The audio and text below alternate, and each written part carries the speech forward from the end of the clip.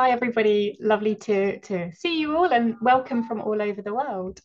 Okay, so thanks for the introduction, Kate. We're going to get started. And just to start off, I wanted to quickly introduce you to Little Wandle. I don't know how familiar you are with our organisation or not, but just to give you a little bit of background about who we are. So we are a relatively, well, quite a very new organisation. We've only been in existence for around 2 years now. We were born in the pandemic when the DfE, the UK Government Department for Education, called out to really successful schools who delivered phonics really, really well. And they wanted to create a resources for students to learn with during the pandemic. So as a result of this, two really successful trusts, so Wandle Learning Partnership and Little Sutton, combined together to create Little Wandle Letters and Sounds Revised. We're really, really proud that we are very much born of schools. So we always say that we are by teachers and for teachers. On the screen there, you can see our two founders, who are both the heads of our trusts. And then on the right, there's a picture of lovely Deneen, who's the head teacher of the school where Little Wandle is actually based. If you can hear some children, that's because I am on the school grounds, which is where our offices are. And so from not existing, we are now in almost 5,000 schools across the UK and internationally. So welcome, really nice for you to be part of this today. So the aims of today's session, I want to talk to you about why phonics matters for fluency and how absolutely crucial it is to get that right. Then I'm going to talk to you about what is fluent reading, what are the components, and so we have a really clear understanding of what we need children to be able to do to read fluently. And then finally, I'll talk you through how our new Little Wandle Fluency programme really supports you to do that. Okay, so why does phonics matter for fluency? Well, we're going to just start with what we mean by fluency. So I wanted to go back to this definition. So fluency, as you may or may not know, is a Latin word in origin, and it comes from the Latin, which means to flow. And I think that's a really lovely way of thinking about it, because it gives that lovely idea of, we know when a child reads fluently, it sounds like a beautiful river flowing. So that's what we're aiming for. Another nice definition, I think is a really helpful one, is this one, which is the accurate reading of connected text at a conversational rate with appropriate prosody. And we'll come back to some of those key components of fluency in a little bit. So really important, that word accurate, and the fact that it does have a good speed, but it does have good intonation, that prosody. So we'll unpick that more in a little bit. And then another quote, and I think this one's quite an interesting one. So it is with children who learn to read fluently and well. They begin to take flight into whole new worlds as effortlessly as young birds take to the sky. And I kind of like that quote, because actually it is a beautiful thing when children start reading fluently, and it's what we all want them to be able to do. However, I really don't think that idea of it being effortless is true. It is something that needs a lot of practice and a lot of purposeful, intentional teaching for many children. Otherwise, they won't get there without our help. So I think that's a quote to take with a bit of pinch of salt. So to understand fluency, I think it's really, really important that we know how complex it is. And it's a process that we find, at Little Wandle, we always go back to the Scarborough reading rope, and the fact that it's got those two key strands. You've got the language comprehension and the word reading. And those key strands are the ones that absolutely you need both, and they need to become increasingly intertwined for children to be able to read fluently. What a successful reader does is they create the text in their minds moment by moment by creating an accurate mental model of what they're reading.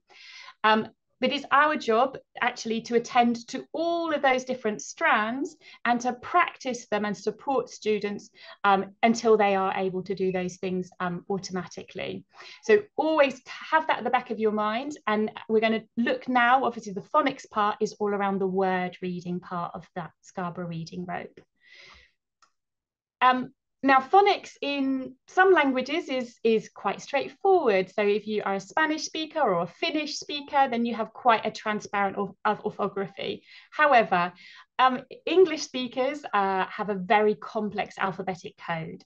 And unlike many other alphabetic languages, it doesn't have that simple correspondence between letters and sounds. And the reason this is the case is because of our history. So we have had a wonderful history of invasions and not so wonderful of colonization, but we have actually incorporated many, many different languages over the centuries. And as a result, we have ended up with an alphabetic code that has 26 letters, 44 sounds, but we have over 144 ways of writing down those different sounds. So there's a lot for children to learn. And on average, we say that it takes a child of an English-speaking child, it takes them about 2.5 years, 3 years to master the alphabetic code. If you compare that to a child who's learning Spanish, it takes under 6 months typically. So it's a difficult job that we've got our children to do. Right, I'd like you to have a look at this word. And this word, I'm just going to give you a moment to have a go at trying to read it. And when you're trying to read it, I imagine what you're doing, which is what we all do, is we chunk it up into smaller parts, and then we absolutely fall back onto our knowledge of phonics. So when we're expert readers, like we all are, we might forget that actually phonics is at the base of all of our reading. But when we're forced to see a new word, a longer word, an unfamiliar word, that's when we actually have to kind of realize that we are using our phonics. So phonics is decoding, phonics is reading. So Cubicularist. Oh, I practiced that and still got it wrong. If you're interested, that means somebody who reads in bed. But the purpose of that word, and I think if you have any colleagues who are a little bit skeptical about phonics, the purpose of that word is to really show them and show you that when, at its base, reading is phonetically decoding words. So you could test that out if you've got any colleagues who are not so convinced. With Little Wandle, we systematically teach the code, and on the screen there you can see what's called our complete the code chart.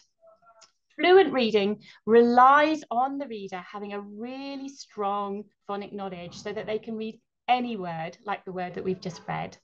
And within our program, if you get to secure at phase 5, that means that you will be able to work out most words. But actually, there are more sounds than included in phase 5, and there are some less common, really rare GPCs that children might struggle with, which is why our fluency program really, or what we call, completes the code. So it looks at all of the common representations of letters and sounds and adds in some of the less common, the more rare ones. So talking about grapheme-phoneme correspondences, so a phoneme, just to be really clear, to take you back, a phoneme is the smallest unit of sound in a word, and the grapheme is that sound written down. And so a grapheme can be made up of 1, 2, 3, or even 4 letters. So you have a single grapheme, like the letter T, but you could have 2 letters making one sound, which is called a digraph. 3 letters making one sound, a trigraph, and 4 letters making one sound can be called a quadgraph, but they're not very common. We also talk about split digraphs. So those are, for example, when the A-E in the word make, so they're a digraph because they make a sound together, but they are split apart. So this, in the box on the screen, you can see the challenge that we have when we're teaching English children to read in English. So we have lots of the same grapheme making a different sound, so a different phoneme. So if you look there, you've got the grapheme is EA, and it can make the E sound as in each, it can make the F sound as in feather, and it can make the A sound as in great. So you've got the same grapheme, 3 possible phonemes for that grapheme. Or other way round, we've got same phoneme, so same sound, but different graphemes. So here we're looking at the sound A. So we've got make, where the sound is made by the split digraph AE. Rain, where it's made by AI. Acorn, it's made by just the letter A. Play, made by AY. 8, it's made by EIGH, and so on. You can see there are actually 9 possible representations of that one sound. So It's a complex alphabetic code. It's really, really crucial that children have a secure understanding of that code, because without it, they are not going to be able to decode words, unfamiliar words, and that will really, really block their fluency, remembering back to that Scarborough reading rote. Now, the other thing to remember is, and it's really crucial in the Little Wandle Fluency program, is the fact that spelling and reading are reversible processes. So obviously, if you can read a word, it will help you with the spelling. And if you can spell a word, then you can certainly read it. So it's really important that we're always talking about how we're blending sounds together to read and segmenting words to spell. And that systematic teaching of the alphabetic code supports students both with their reading and with their spelling. Now, as students move beyond phonics, so they are learning the code really systematically, they're building up a very secure knowledge, they will move away from explicitly decoding. So this is a quote from Kathy Russell and Kate Nation. So as children progress towards becoming skilled reading, their heavy reliance on alphabetic decoding gradually increases. Thankfully, because imagine if they were decoding every single word. So here's another word for you to read. I'm sure you've read it already. So this word is just an example of how we have learned this word orthographically. So we have initially you would have had to decode it as a child, and now you are so familiar with it that that word has entered into your orthographic store. So orthographic learning is when children make that transition from being novel early word readers, where their primary route is through decoding, through using their phonics to break down the word and to read it, becoming expert readers, where what they're doing is they're recognizing familiar written words incredibly rapidly and automatically. And that what's happened there is they're no longer relying on decoding. It has become stored in their orthographic box. And this is what we call their letterbox, which is the part of the brain which stores all of those known words. And this is what we call orthographic learning. And that's obviously where we want our children to get. Now, the way we get there is with lots and lots of practice, but it's also through these really purposeful, the purposeful teaching of fluency. So we're going to look now at the components of fluent reading. So when we talk about fluency, we talked about that lovely flow of the language and about how it should be at conversational rate, that we're building a picture in our mind. There are three components that we think of. It has to be accurate, it has to be reading with automaticity, and there should be good prosody. And what those three skills allow students to do is to be able to make a mental model as they're reading of what they're reading. So they're reading with true comprehension. We're going to look at that, those three components now. So first of all, I'm going to show you a text which is actually reading with 90% accuracy. So have a go at reading this text. You'll see that 10% of the words you won't be able to read. So just take a moment to read this passage.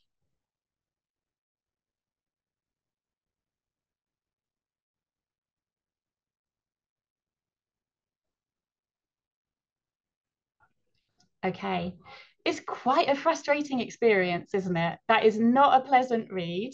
But actually, if you think about it, that is 90% accuracy is a sort of instructional level text often, but you can see how challenging that makes it for students to be able to read fluently.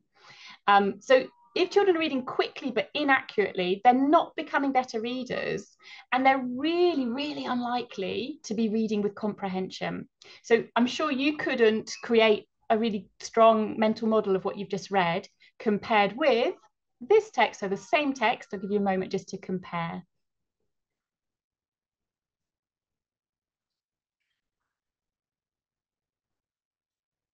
Okay, so much, much nicer. And that's what we're aiming for. We're aiming for 100% accuracy and a good reading speed. And if children are not reading accurately, then you have to ask yourself why. And very often it will be a lack of alphabetic knowledge. And if that's the case, then you need to go back and make sure that the phonics learning is really, really secure. Okay, so really nice quote from the DFE reading framework. There is no point in pupils reading speedily if the words they read are wrong. For example, if they read place for palace, equally, accuracy on its own is not useful unless they can read at a sufficient rate to support comprehension. Both accuracy and speed are essential. We're going to look now at a slide where you are going to kind of have the same sort of effect as if you were reading at 60 words per minute, just to get a sense of how that feels. So I'm going to just read the words as they come, bearing in mind that this is quite a typical experience for children who are reading quite slowly at 60 words per minute.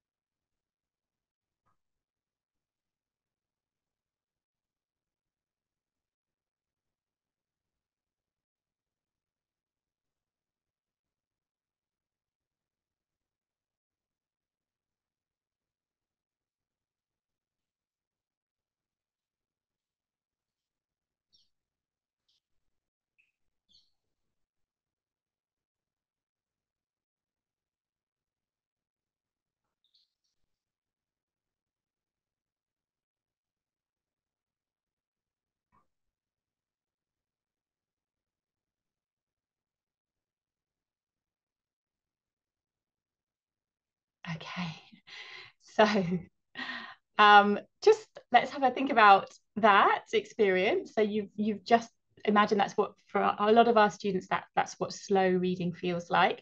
Let's just ask you some quick questions. What was described as being as big as full-grown snowflakes? And who was jostling one another's umbrellas? Really hard, hey? Really, really hard to answer those questions. So it just gives you an idea of how important it is that students are reading at a sufficient speed to be able to build up that mental picture. You can really see what an impact on comprehension it has if you don't have that automaticity, that reading speed to allow for fluent reading. So another quote from the reading framework, which is that the brain's resources are available to focus on lifting the meaning from the page, connecting the words and sentences, and making connections across the text. So if you think about that, what you want is you want your students to be reading texts that are the right level, that they are able to read at the right speed, so that they are focusing, all their mental effort is going into comprehension, not on the decoding, on the careful decoding, and not on trying to read quickly enough. Okay, so we've talked about accuracy and the importance of accuracy, and we've talked about automaticity and the importance of reading speedily, but with that accuracy. So now we're going to talk about that third strand of fluency, which is prosody. And this is a quote from Tim Rosinski, who's done an amazing amount of research around the power of teaching prosody and of teaching fluent reading. So his quote says, there is growing evidence that a significant relationship between prosodic reading and reading achievement exists, along with strong correlations with prosody and comprehension development. So what we mean by prosody is being able to read with expression, with good intonation, which we would, as expert readers would do naturally, but we know that children struggle to do without being explicitly taught how to. And the power of prosody is it helps children develop a really understanding of text at a much deeper level. It connects them to the language. So when you're modeling prosody, you're able to really color the words, give expression to the meanings of each word, so that really supports children's understanding. It brings meaning to life. And it's really easy to teach because what we're able to do is be the model. So we can do things like echo reading, where we would read and then the student will read, so they instantly are able to replicate our good model. Rehearsed reading, we can practice, we can get better. Emotion reading, so we can really practice bringing up those words to life with feeling, through our voice. And also marking up text, so showing students which word they're going to emphasize, really, really demystifying what reading with prosody looks like.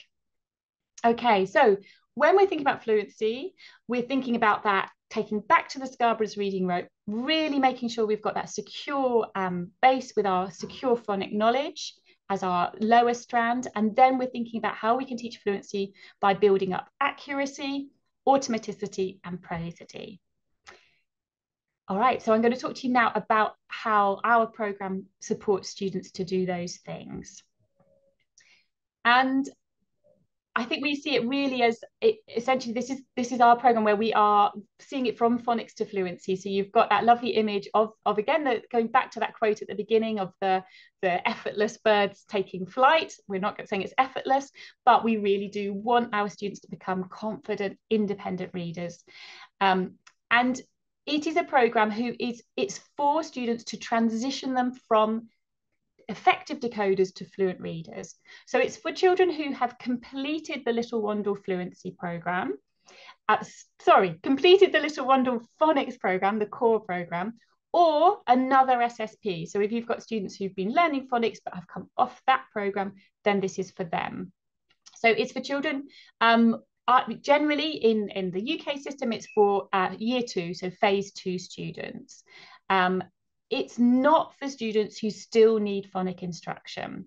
It really is a program that builds on that solid base of phonics.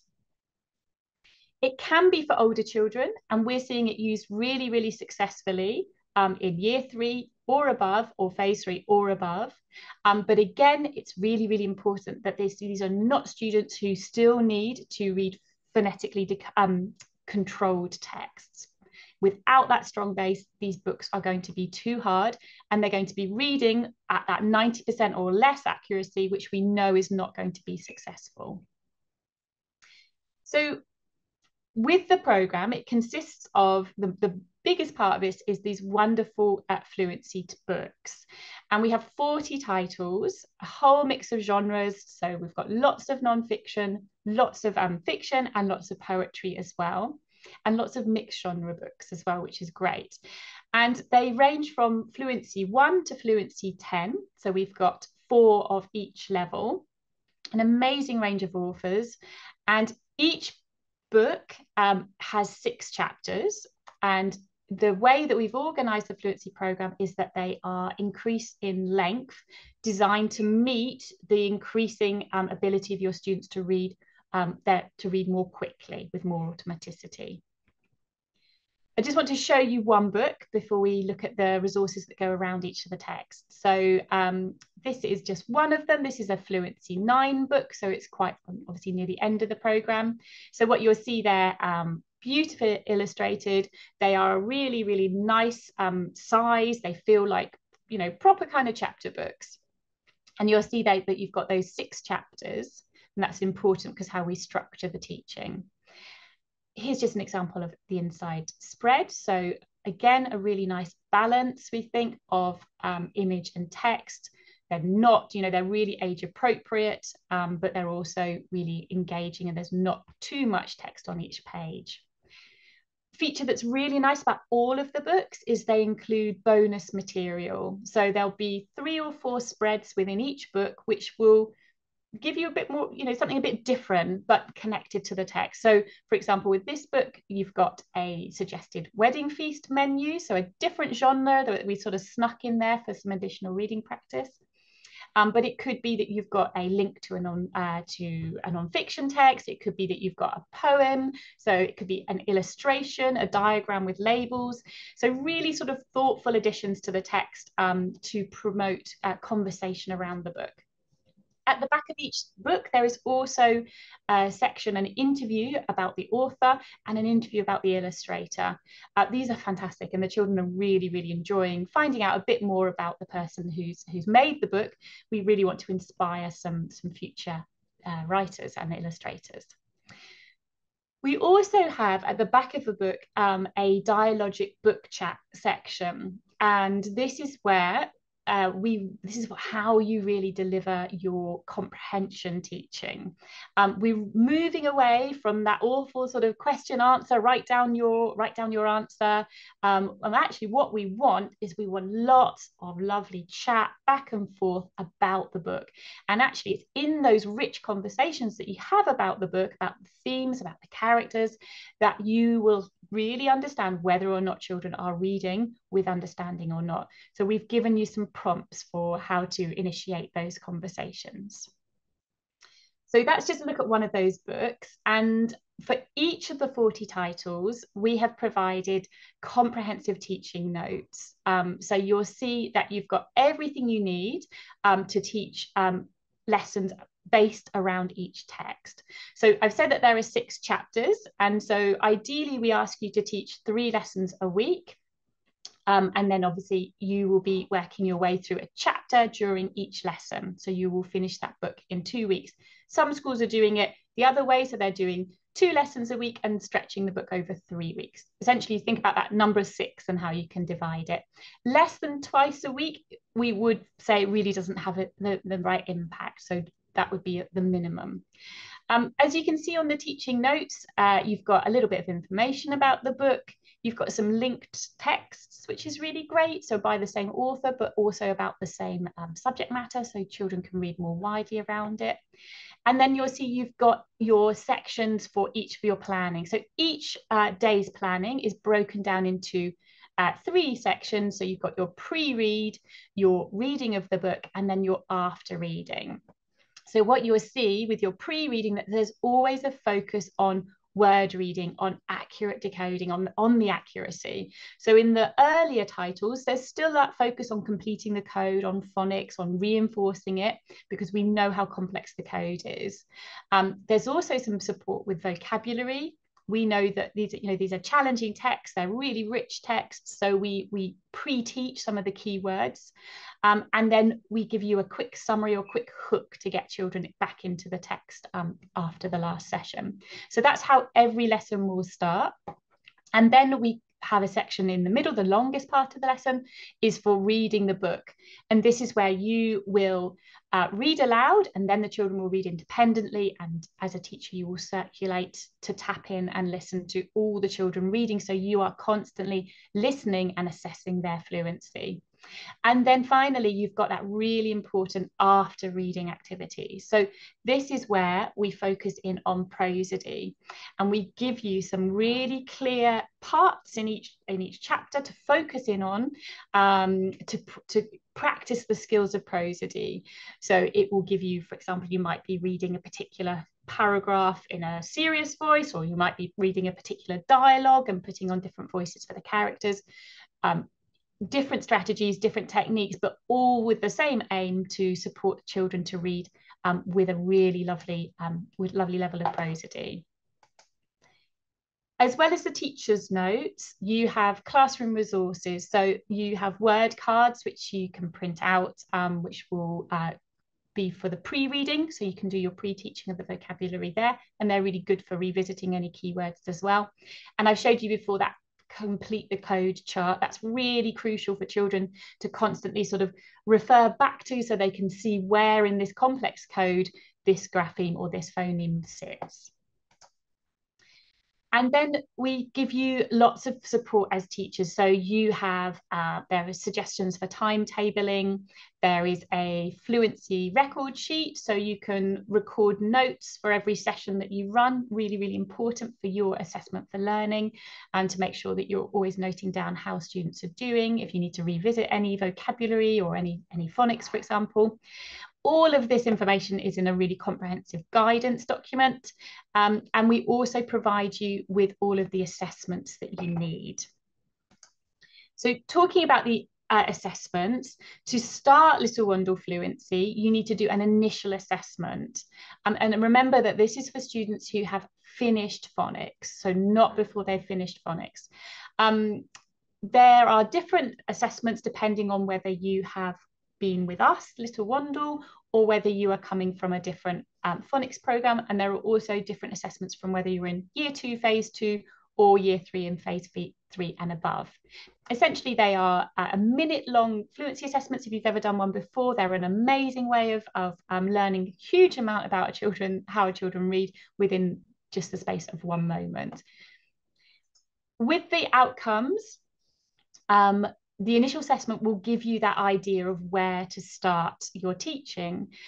We would suggest that actually all children in Year 2, Phase 2 who have finished phonics start at Fluency 1 and work their way systematically through the fluency levels. Even if their assessment shows that they're coming out at a higher reading speed, we really, really believe these books are so good that you can start from the beginning. They will benefit from working through the whole programme. With the older children, if you start with assessment 2, then you would be starting from fluency level 6. However, we are seeing schools go back right to the beginning of Fluency 1 and work their way through the entire programme, and that's working really well. As I say, it really doesn't matter if students are reading at a book that is slightly shorter than their reading speed would allow them to read, because actually there's so much benefit from these lessons. Okay. After the initial assessment, you then have ongoing fluency assessments, but you only need to do these once every 10 to 12 weeks, so once every term. And again, these are carried out with a 1-minute fluency assessment, and this assessment gives you the reading speed and the accuracy percentage for each child. All of the materials for the assessments are on the website available for you to download. Really important though, because you've only got that initial assessment, and then the sort of termly assessment is your assessment for learning. And we really want you to use that in every part of the lesson. So you can pick up on this during the pre-read when children are practicing word reading, when you're talking about vocabulary. You can absolutely listen in when they're reading independently, and that will give you loads of information about whether or not they're reading with fluency, which area they need to work on more, and then also up with the after reading. So thinking about their prosody, thinking about their ability to comprehend the text based on your dialogic reading comprehension questions that you've been asking. And then with your AFL, you can then refine and adapt your teaching to maybe focus more on one element with any particular student who might need it. We also have provided a resource to help you assess prosody, because prosody is one of those things that we all know what it sounds like when it's really good, but when it's developing, it can be really sort of patchy. And so we've created just a grid which will help you understand the different aspects of prosody and give you an idea of what areas different children might need to focus on. Again, you can then adapt your teaching accordingly. And just finally, taking it back about assessment, that assessing of comprehension. As I've already said, this really comes out of your rich conversations at the end of each session. But each fluency assessment does include 3 simple comprehension questions as well, so you can really easily gauge what children understand as they read. Okay, so I've said though, we've got those 40 books, we've got those comprehensive teaching notes and the resources to go alongside, all of the assessment materials as well. In terms of sort of practicalities, timetabling, so what we would suggest is that these are sessions that run for 25 to 30 minutes. And as I said, it's either twice a week or 3 times a week, depending on whether you want it to run for 2 weeks or 3 weeks for each text. And that you think about your groupings as up to 15 children. with a trained adult reading with them. It really does have to be a skilled adult, although what you'll find when you have a look at the plans is that they are very, very easy to follow, and there is training alongside. So if you've got teaching assistants or higher level teaching assistants, they are running these sessions brilliantly as well. And what we talk about is this reading squad model, where we have adults coming from different parts of the school, if necessary, to read with children at the same time. So we don't want to see that carousel model where adults working with one group whilst the other children are doing holding activities. We believe that it works absolutely at its best when you have a reading squad of adults reading with children at the same time. So in terms of home reading, what we say is that once the children have read all of the book in the lessons, so after 2 weeks or 3 weeks, then it can go home for children to reread. And we're hearing that students just absolutely cannot wait to take them home. But please don't send them home in between lessons, as it is far too tempting for them to read ahead, and they will. And we really don't want that. We want them to stay with the group. And you should see this fluency program as part of your wider reading for pleasure curriculum. And we really want you to we encourage children to read a wide range of books. So children should be given that access to magazines, books, comics, graphic novels, so that they've got lots of different text types, lots of different authors and illustrators, and they are going home with them as well. So they have their fluency book, which is theirs to read, and they have access to a wider range of text in addition. Okay, so that is everything that I wanted to share with you. I hope that's been a useful summary of phonics at the foundation, and then how we build fluency and how specifically our programme helps you do that. So now we can move over to your questions. We've got a few that have come in. So the first one for you, Sarah, is someone has said, at my school, we teach how to read phonetically. They start by learning the letter sounds at 3 or 4 years old. When should we introduce the names of the letters? So we would say actually quite late, but because essentially, if you teach children that the A is called A, it's really confusing for them. So for us, we start talking about letter names when we're teaching in year 1, so phase 1, because at that stage they have all the sounds really, really secure, and we need to start talking about the letters, because we need to start talking about alternative sounds for those letters. So quite late, but it will depend on your program, and your program will specify to you exactly when. Great, thank you. We've had another one that says, are the comprehension questions, the ones at the end of the books, done individually or for a group? And are all the children reading the same book? Yeah, good question. So they are all reading the same book, and so it is a group discussion. So within that group discussion, though, you might well be really mindful of who you're asking certain questions to. I know when I've done this with groups, we have a group discussion, but then I'm very careful to be like, Sarah, what did you think? Because I'm curious about whether or not individual children have understood. So it's very flexible, and if you wanted to, you could do in one-to-one, but I think it works equally well in a group. Great.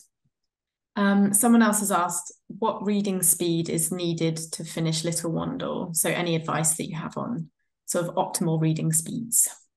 Yeah, so what you'll see is if you're following Little Wandle and you finish the phonics program and you go to phase 5, set 5, there's a final fluency assessment, and that gives you all the guidance you need about when it is appropriate to move on to Little Wandle Fluency. So I think it's off the top of my head, I think it's 60 words per minute, but I would just need to double check that because it is all in the guidance. Okay, thank you. So someone's asked another question.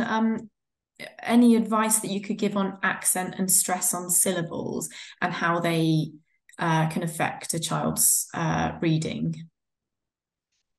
Oh, that's interesting. I mean, I think, we have So within our program, obviously, we're mostly in the UK, and we have such a variety of accents that we always say that you should teach the sounds as as you pronounce them, or as is most common in your community.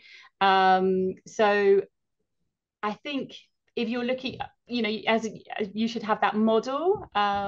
I think it's really important, I guess, if you're teaching students who don't have English as a first language, then they need to hear a sort of native English person's model. And then it's just about being quite insistent on that being the correct pronunciation. However, I mean, saying that we would accept a child's attempts to, if it's understandable, then that's okay as well.